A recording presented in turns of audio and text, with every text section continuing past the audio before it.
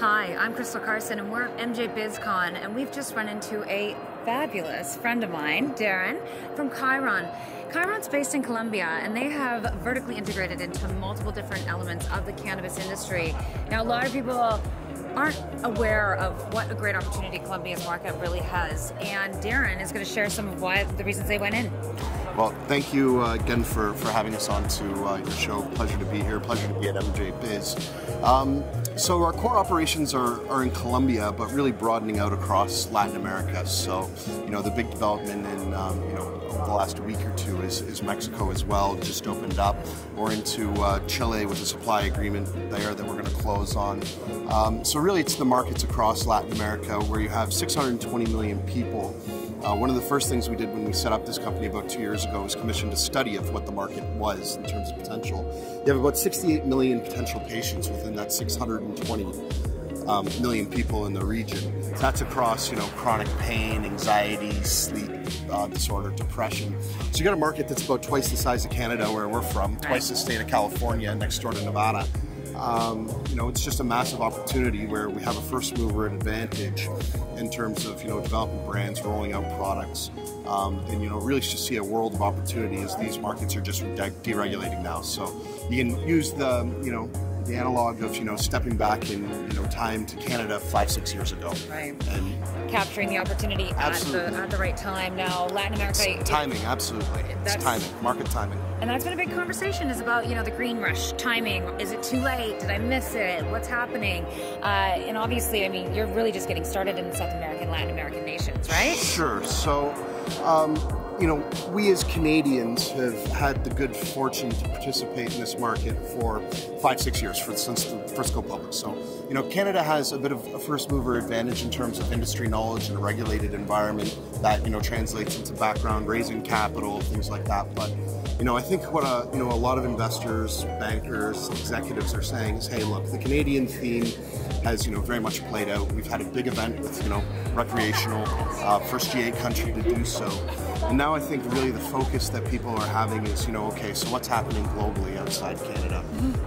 2 years ago, again, when we started Khiron, the concept at the time was, I'm going to use the good Canadian analogy, Wayne Gretzky's father, it's not where the puck is, it's where the puck's going to be. And we said, hey, look, lots of well-capitalized companies with first-mover advantages in Canada, competent management teams. So, yeah, we can go in, raise money, and compete there, or we can say, okay, where the next market's going to be. And nobody was talking about Latin America at the time. And, now you see a substantial amount of interest with new market entrants. And, frankly, we look at PowerPoints and we say, oh, I wonder where they got that from. So, plagiarism is the greatest form of flattery, but hey, I'd rather be the one being plagiarized than plagiarizing. Yeah, being a leader. And recently, you had brought on a new ambassador for your beauty line. There was a beauty line product. So what's that all about? Yeah, it's a female angle to the investment opportunities. So it's not only a female angle, but it's looking at an angle that is consumers and not just patients. Right. So it's a diversification of the addressable market potential that we have within Latin America. It's a CBD-based line. Former host of Survivor in Colombia, judge of Colombia's Next Top Model, soap opera star. Soap operas are huge in Colombia. They're household name stars.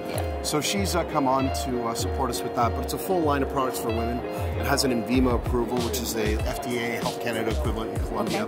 Level 4 health organization, same as FDA in Canada. Right. These products were part of our strategy to, again, diversify out addressable market potential, but also reach the market with the first products, the first cannabinoid products to be commercially distributed at scale. We have agreements with Farmatado, Farmalisto, and one of the large wholesalers in Colombia. This stuff is just flying off the shelves. Like, you can't get product in Bogota, it's gone. Wow. So we're ramping up the supply, we're looking at entering new markets with it, and we expect momentum to continue building. These are first of their kind products, and again, the Colombian licensed LPs, we've now achieved first revenue.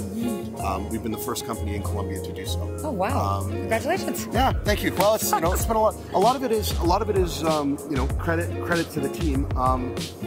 These markets are all about legalization of what was previously illicit markets.